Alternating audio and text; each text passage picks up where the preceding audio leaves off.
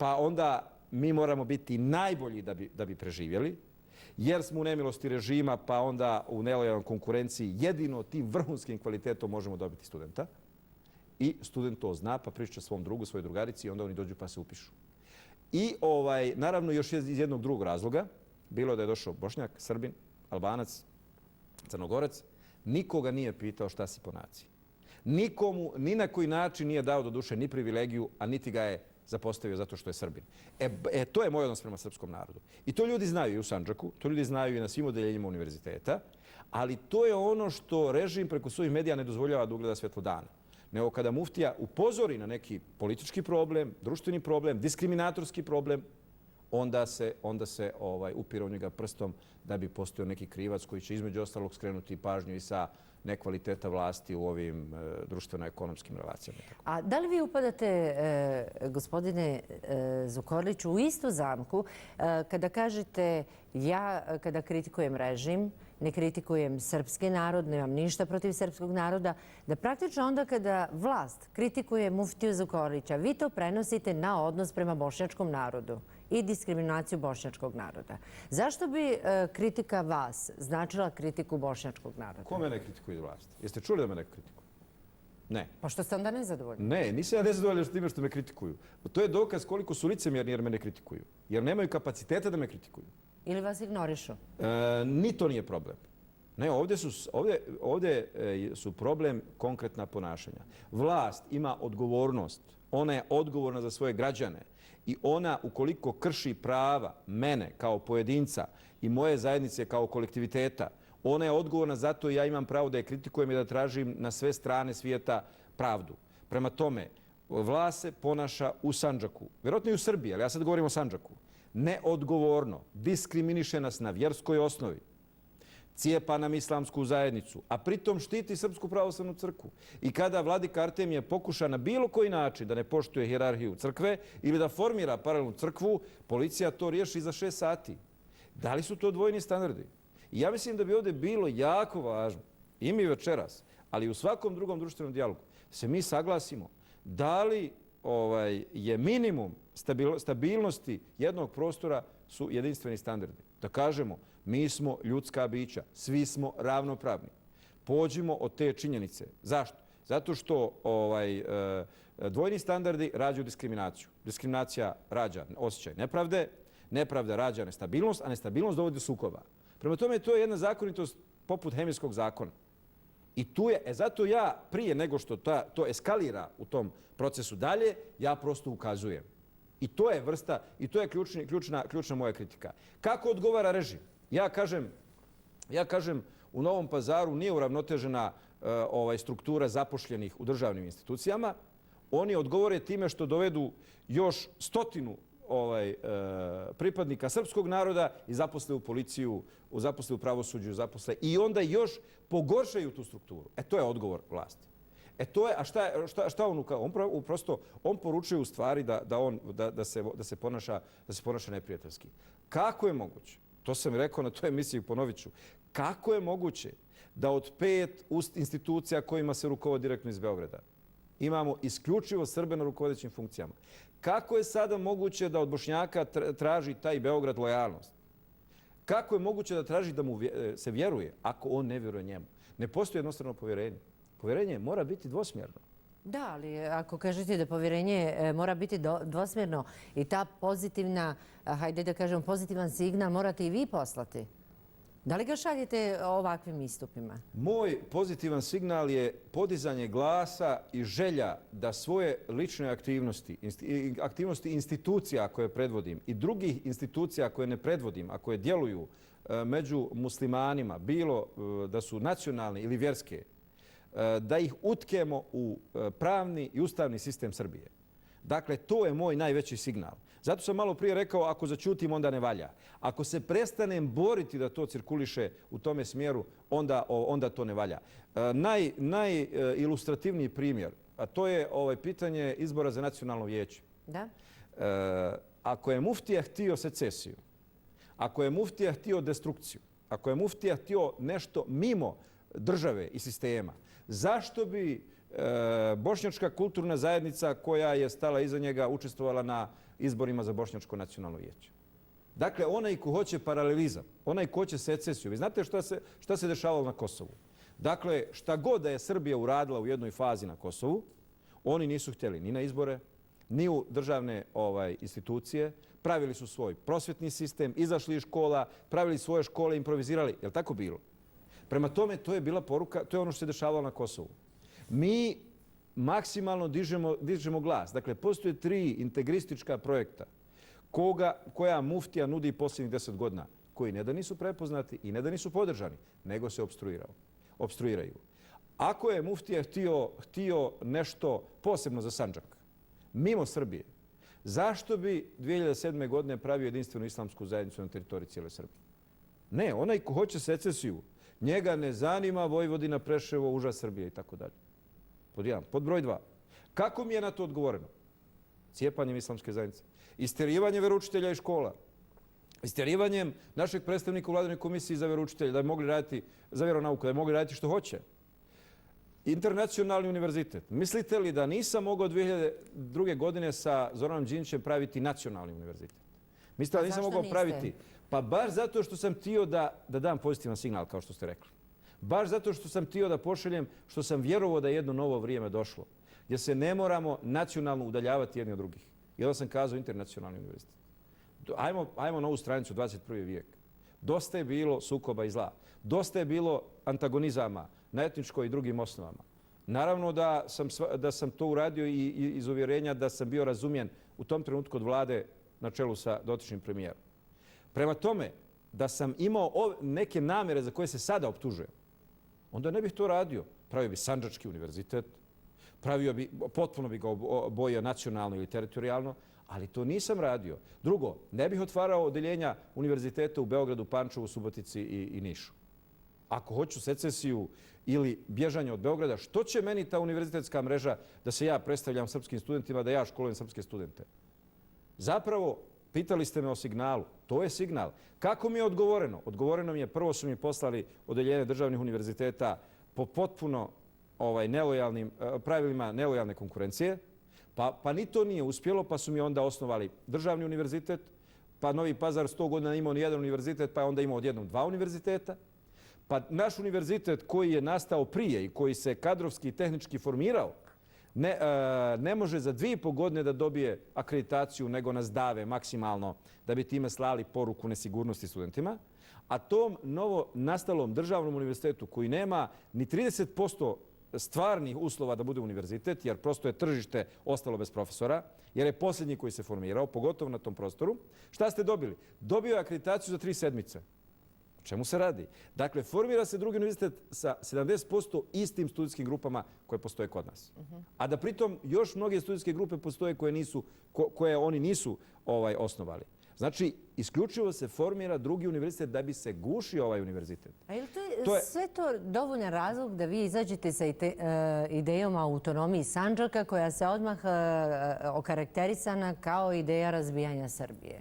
To je zapravo bio završetak ove decenije davanja prilike režimu da nas shvati i prihvati kao ravnopravne građane države Srbije, bez toga da pravimo tu spratnost koja se zove autonomija ili neko drugo preuređenje. Znači, 10 godina je prošlo od 2000. godine do 2010.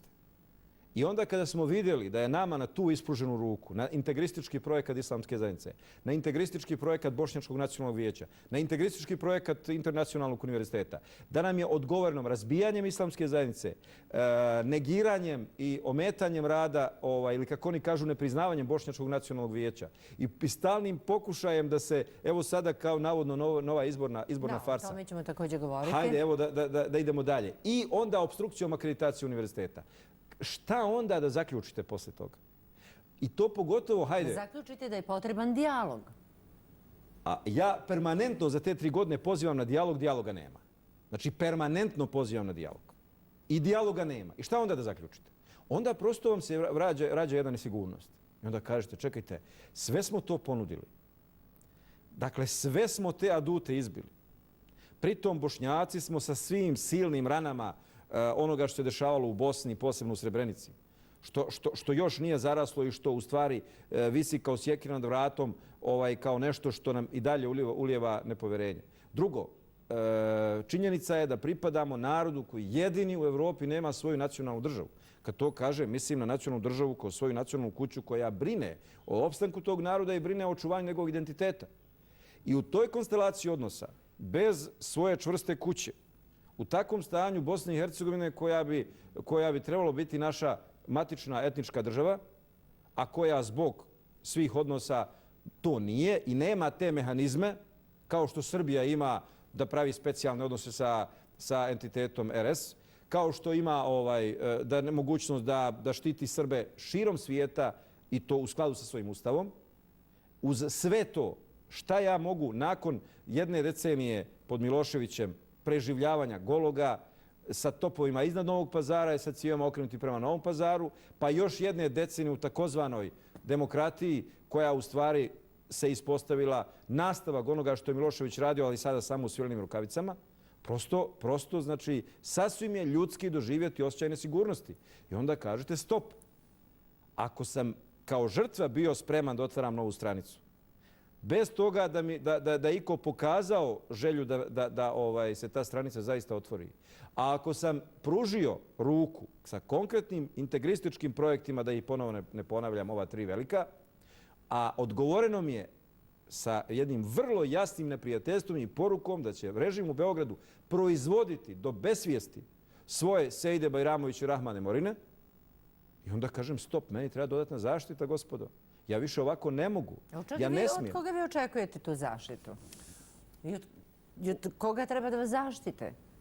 Pa ja ne znam da li pogotovo na ovo drugo pitanje trebam odgovoriti. Jer upravo od svih onih koji nasrću na moj kolektivitet u ratnim okolnostima sa genocidom i zločinima, a u mirnim okolnostima sa raznim oblicima diskriminacije i asimilacije, ako odemo u svetosavsku temu, bojim se da ćemo opet jako mnogo vremena uzeti, jer je bila jako aktuelna prije nekoliko sedmica, od svih ti koji to rade i koji hoće da kulturološki, kroz obrazovanje, kroz politiku i kroz kulturu, hoće da u stvari dovrše ono što nije dovršeno u ratovima.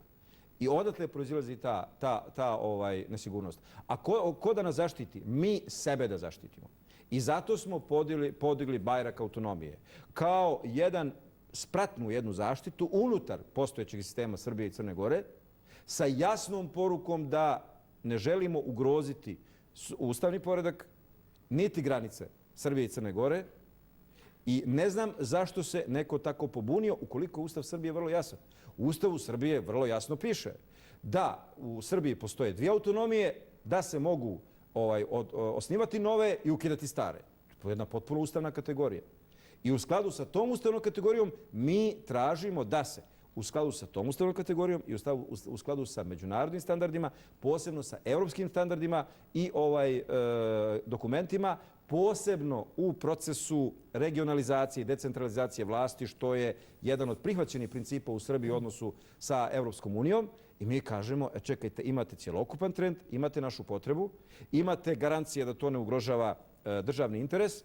Izvolite, gospodo, da nađemo kroz dijalog, da se dogovorimo o stepenu autonomije koja će prosto smiriti tu nesigurnost. Da, ali vi stalno govorite o dijalogu, ali da, to treba da bude dijalog, ali da bude onako kako ja kažem. Zašto ste vi veći Bošnjak nego li gospodin Zilkić, nego li gospodin Jusuf Spahić?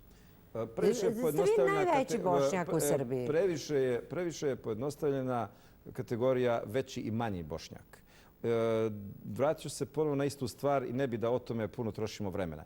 Uopšte se ne radi o veći i manji Bošnjak. To je kategorija koju ne prihvatam, jer svako ima pravo za sebe da misli da je veliki ili mali Bošnjak.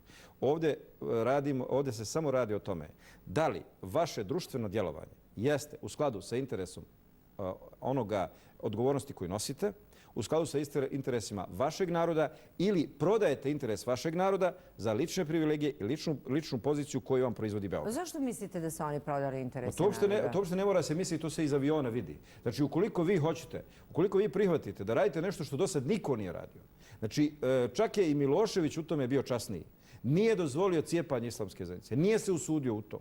Dakle, ova vlast je to prihvatila, prethodna do duše Koštuničina, pa su ovi nastavili, a ovi ljudi su u ime muslimana to prihvatili. I to je nešto što se ne mora dokazivati. Dakle, to je prosto kao kad ste imali izraelsku... Da, ali oni kažu, mi smo građani Srbije, poštujemo zakone Srbije, poštujemo Srbiju. A vi s druge strane pošaljete poruku i kažete, ja navijam za Tursku. Ne, ja ne pošaljem poruku. Nego ja na taj način, recimo, odgovaram vašem Dodiku koji kaže da navija za svaku državu protiv Bosne i Hercegovine, osim kada igra sa... Kakve veze Dodik ima? On ima Srbije. Evo kakve veze ima. Ima upravo veze sa tim što na nivou društvenih standarda u Srbiji, odnosno u medijima Srbije, vjerovatno i na ovom vašem mediju, dakle, opet imamo pokušaj da se ti dvojni standardi predstave kao normalni. Prema tome, kada imamo korespondenciju Beograda sa Banja Lukom, onda je sasvim normalno jedna vrsta odnosa, a ako imamo korespondenciju Bošnjaka, da li u Sarajevu, Novom Pazaru ili u ovom slučaju i sa Turskom, onda je to stravično. I opšte je poznato, ne znam koliko ima potrebe da to ponovim. Ja sam dakle bio više puta upitan za koga sam navijao. Ja nisam odgovarao na to pitanje iz prostog razloga što nisam te utakmice gledao. Ali kada sam vidio da neko ima cilj permanentno s tim pitanjima, da me prevaspitava i da me natjera da ja moram navijati za Srbiju, bez obzira što ta Srbija takva sa ovim režimom nije omogućila ni jednom košarkašu iz Sandžaka da bude reprezentativac, pa su ti košarkaši iz Sandžaka morali otići u Tursku i da bi njih 5 bilo reprezentativaca u Turskoj, i onda ja imam 2 razloga da navijam za Tursku. Jedan je što sam ljut na Srbiju, jer se tako ponaša prema meni i mom narodu, a drugi je što tamo imam 5 mojih Sandžaklija koji igraju za Tursku. Vi imate pravo da budete ljuti na državu u kojoj živite. Imam pravo na onaj treći dio države koji se zove režim. Jer je on treći segment države. Pojasnio sam na početku da sam na njega ljut. I njega ne volim, i njemu sam protivnik, njemu sam neprijatelj, šta god hoćete. Ona 2 druga dijela koji su statični, nisu krivi. To je zemlja, to je narod. Teritorija je narod, ja. Jeste, na njih nisam ljut. Jer su oni žrtva. Jednako tako posmatrajte i odnos režima. Režim je ljut na vas, ali nije ljut na narod. Okej, nek se ljuti na mene, ali nek da prava narodu, ja sam zadovoljan. A mislite da narod nema ta prava? Ama jel vi mene slušate šta ja govorim? Ma ja vas slušam, ali ja istovremeno čitam tekstove nekih vaših sugrađana koji kažu da vi pravite privatnu državu u Sandžaku, da vi imate privatnu vojsku, da imate privatne tjelohranitelje koji su naoružani, da tamo gdje vi možete da učestvujete, zapošljavate svoje ljude. Dakle, sve ovo što prigovarate njima vi primjenjujete na teritoriju koju ste vi. Ajmo razdvojiti teme. To su 2 različite teme. Prvo, možemo da, mislim da je najbitnije da mi razdvojimo sljedeću stvar. Ono što su optužbe prema meni, ja mogu odgovarati na te optužbe. I odgovorit ću, vratit ću se na to. I ono što ja govorim, šta je od toga istina? A kad ja kažem da neću dopustiti, da ću se boriti protiv toga da se bošnjačka djeca pokrštavaju u školama, da se tjeraju... Ko pokrštava bošnjačku djecu u školama? Školski sistem države Srbije. Vlast. Kako? Da li je jedno bošnjačko dijete pokršteno? Pokrštavanje nije pitanje mača nad glavom, hajde pokrsti se. Proces pokrštavanja, ukoliko vi djecu koja ne pripadaju vjerskom, kulturnom krugu, namećete obredoslovlje iz te vjere, to je proces pokrštavanja. Zašto bošnjačko dijete mora da po zakonima Srbije natjerano je da uči opelo i liturgiju iz muzičkog vaspitanja, a da pritom u tom programu nema ilahiju i kasidu? Je li to diskriminacija? Je li ovo pitanje telohranitelja ovog i onog što ste nabrojali privatnih vojske ili ne znam čega? Dakle, kad ja to kažem, nemojte mi pominjati telohranitelje, nego mi odgovorite na to pitanje, a onda kasnije me pitajte za sve što želite, ja ću vam odgovoriti. Ako mi podnesemo zahtjev da dobijemo kao islamska zajednica radio stanicu i kao kulturna zajednica radio stanicu 2 zahtjeva u Prijepolju, gdje imate radio Mileševu, crkveni radio koji se čuje do pola Bosne, nama se odbijaju oba zahtjeva sa nekim glupim obrazloženjima, ne znam, ovo je bio konkurs za lokalnu, vi ste traži regionalnu i ne znam koje kakve priče. I o čemu onda mi govorimo? Znači, radi se o konkretnim oblicima obespravljenja i konkretnim oblicima diskriminacije. Ukoliko se 120 ljudi koji su podnijeli zahtjev Bošnjaka da se prime u policiju u Novom Pazaru ili lokalnim stanicama odbiju, a prije nekoliko dana je primljeno lice koje ima zvanično dokumenta da je 100% zdravstveno nesposobno, Ali zato što je Srbin, on je primljen u policiji na posao. Nije mogao služiti vojsku, ima dokumentaciju da ne može služiti vojsku, ali je njemu nađen posao. E sad ja kad to iznesem, tu jednu gorku istinu, neće da mi se odgovori tačno je da je primljen ili nije tačno da je primljen, što je bio normalan odgovor. Nego se organizira, nađe se naka Aida Ćorović, naka Rasim Ljajić i onda oni dignu svoja topništva da optužuju muftiju, da ga satanizuju i da plaše Srbiju dakle, sa muftijom. Upravo hoću samo... Mislite da nema razloga da se Srbija plaši sa muftijom? Ne, apsolutno. Apsolutno nema nikakvog razloga da Srbija plaši od muftije. I oni znaju da nema razloga. Kada muftija uputi poruku, mogao bi se desiti ovdje Tunis, Egipat, kada muftija uputi poruku, ako zapalite jedan stan, vatra će gorjeti do krova, da li je to plašenje? Još jedan oblik diskriminacije. Kada Branislav Čanak, predsjednik sindikata Nezavisnost, istu izjavu da, niko ne kaže da je to plašenje Srbije. A iza njega stoji neko 100.000 radnika, oni prije mogu da zapale tu Srbiju nego muftija.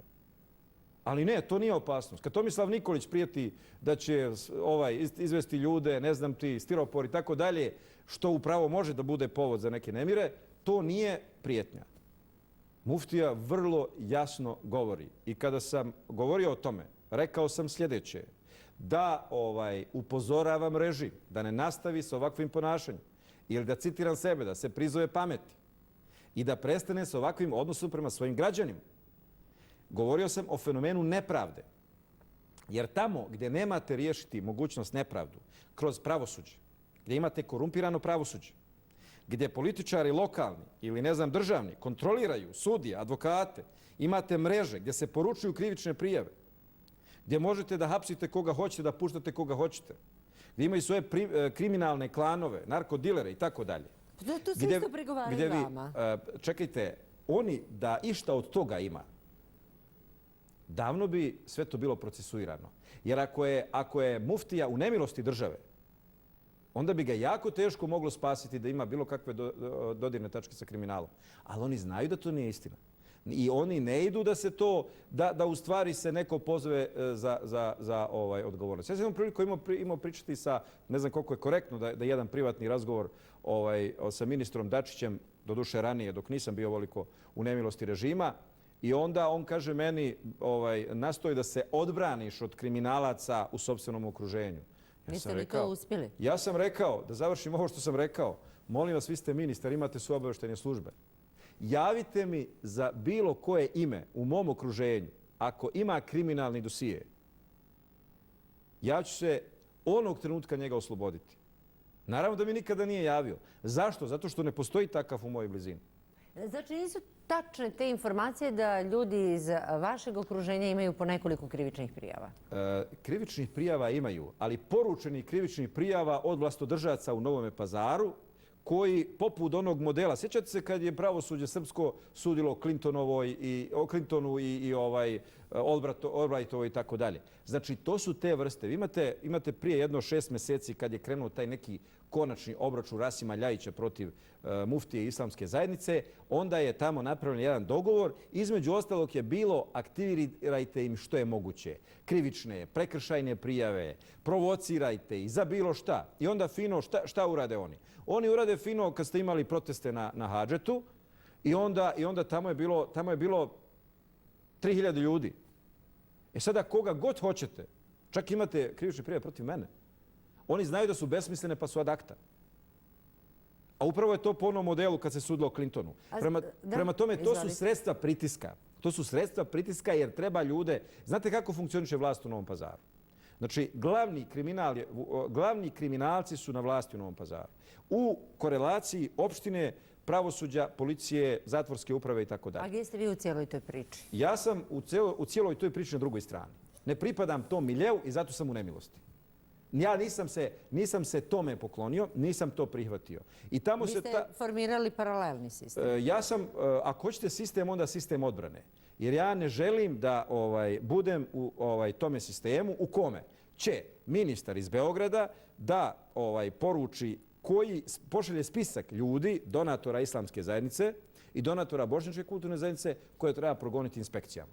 I onda dolaze specijalne grupe iz Jagodine, ne znam odakle, i maltretiraju te firme po 30 dana da bi im pronašli navodno nekakve nedostatke i onda stavljali im omču oko vrata. A da pritom stvarni kriminalci iz okruženja tih političara koji se bave najprljavijim poslovima od narkodileraja do ne znam čega, oni su potpuno zaštićeni jer njih zaobilazi inspekcija. Onda imate iz poreske uprave, iz financijske policije, preko izvesnih agencija koje knjigovodstveni, koje funkcionišu sa tim poslovnim ljudima, onda im kažu, čekajte, vi morate da se ukačite na nas, vi morate nama da plaćate reket i mi ćemo vas da zaštitimo od tih inspekcija koje vam dolaze. Tako se taj narod drži porobljenim. I onda kažu, vi morate odustati da ne podržavate muftiju, da ne pomažete islamsku zajednicu, da ne dajete zekat, da ne dajete sadekatul fitr, da se okanite od toga i vi ćete biti slobodni ljudi. Jer ja znam šta meni ti ljudi pričaju kada mimo svjetala javnosti dođu pa mi se žale. Prosto su ljudi ucijenjeni. I naravno da ja onda mogu lakše da funkcionišem kad odem u Berlin u dijasporu, jer ti ljudi nemaju inspekciju iz Novog Pazara, odnosno iz Beograda, i oni su slobodni ljudi, zarađuju novac na jednom drugom mjestu i onda normalno da onda od njih tražim novac za svoje projekte, a ne mogu tražiti od ove naše sirotinje u Novome Pazaru. I kada vi kažete, evo, onda moram da formiram svoj sistem odbrane, da li to znači i taj militantni sistem odbrane, tako da kažem, naoružani sistem odbrane koji vam spočitavaju? Ne. Kažu da imate svoju privatnu vojsku, da imate momke koji su naoružani, koji vas štite, da o nekim streljanama se priča i slično. Ono što je istina od toga jeste da zbog raznih prijetnji, zbog osjećaja ugroženosti, moje bezbjednosti, postoji zvanično registrovana specijalizovana agencija za obezbeđenje kojoj sam ja povjerio zaštitu samoga sebe. To je jedino što je istina. I da ta specijalizirana agencija funkcioniše u skladu sa zakonom i pod potpunom kontrolom policije i ostalih nadležnih službi. Ali se to treba koristiti za medijske svrhe. I ti dobri Bošnjaci po mjeri srpskog režima, oni prosto dobiju ulogu i onda se smenjuju 6 mjeseci jedan, 6 mjeseci drugi, jer treba Bošnjak da optuži muftiju za militantno, za privatnu vojsku, za streljane, za pištolje, za džipove i tako dalje. Prema tome, tada onda čini im se da će otjerati narod od mene, da me više neće podržavati i samo kad bi još to uspjeli, tada bi se oni, samo da uspiju da smanje podršku naroda, lako bi oni našli i sudsku, i zatvorsku, i svaki drugi oblik obračuna, jer mi smo se uvjerili šta su sve spremni ukoliko mogu. A koliko je po vama ta podrška naroda muftiji Zukorliću? Evo recimo izbori za Bošnjačko nacionalno vijeće su pokazali da vi tu niste osvojili ni nadpolovičnu većinu. Osvojili ste, je li tako, 17 od ukupno 35? Tako je, osvojio sam 17, ukupno 35. S tim što su vam dvojica od Ljajićevih poslije prišla. Tako je. Ali u okolnostima u kojim se to desilo, to je dvotrećinska većina. Znači, kada sam protiv sebe imao cjelokupni državni aparat, dvije najjače do tada političke partije, Ugljanina i Ljajića, kada smo imali opstrukciju